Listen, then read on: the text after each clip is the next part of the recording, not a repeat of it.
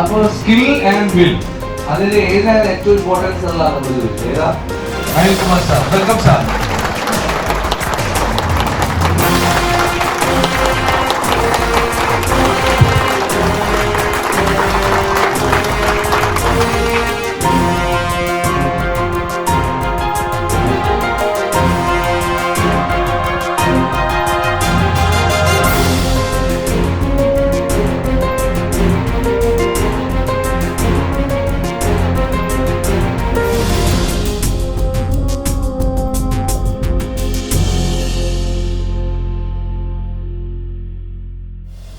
ഒന്നും അറിയാത്ത മനുഷ്യനാണ് ഞാൻ.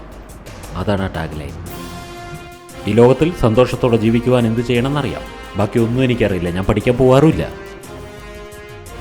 നമ്മുടെ ബ്രെയിൻ ബേസിക്കലി 3 തരത്തിലാണ് പ്രവർത്തിക്കുന്നത്. ഒന്ന് റെപ്റ്റിലിയൻ ബ്രെയിൻ, മറ്റൊന്ന് ലിംബിക് ബ്രെയിൻ, മറ്റൊന്ന് നിയോ കോർട്ടെക്സ് ബ്രെയിൻ. ഈ 3 ബ്രെയിനിനും 3 തരം പ്രവർത്തനങ്ങളാണുള്ളത്. ഒന്നുകിൽ ഈ ശരീരം പ്രവർത്തിക്കാതെ ഇരുന്ന് തുരുമ്പിച്ച് തീരും, അല്ലെങ്കിൽ ഇത് പ്രവർത്തിച്ച് തേഞ്ഞ് തീരട്ടെ.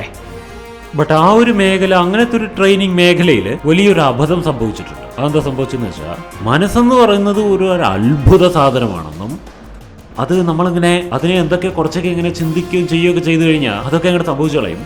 അങ്ങനെയൊക്കെ എന്തൊരു രീതിയിലേക്ക് പോയി. അത് പോയിട്ട് ഇപ്പം അത് മന്ത്രവാദം പോലെ ആയിട്ടില്ല ഏകദേശം. ഈ ലോകം മുഴുവൻ നിങ്ങളെക്കുറിച്ച്, റിജിൽ നിങ്ങൾ ഈ ലോകം കീഴടക്കാനാണ് ജനിച്ചത്, റിജിൽ നീയാണ് നാളെയുടെ നക്ഷത്രം എന്നൊക്കെ പറഞ്ഞ് ലോകം മുഴുവനും റിജിലിന് ചുറ്റും നിന്ന് പ്രസംഗിച്ചുകൊണ്ടിരിക്കുകയാണെങ്കിലും, പക്ഷെ റിജിൽ ഇങ്ങനെ നിൽക്കുകയാണെന്നുണ്ടെങ്കിൽ ലോകം മുഴുവൻ നിങ്ങളെ മോട്ടിവേറ്റ് ചെയ്താലും നിങ്ങൾ വിജയിക്കുകയില്ല. എന്നാൽ ലോകം മുഴുവൻ നിങ്ങൾക്കെതിരെ തിരിഞ്ഞിരിക്കുകയാണെന്നുണ്ടെങ്കിലും നിങ്ങൾക്ക് നിങ്ങളെ ഉയർത്തുവാനുള്ള മനസ്സുണ്ടെങ്കിൽ നിങ്ങൾ വിജയിക്കുക തന്നെ ചെയ്യും.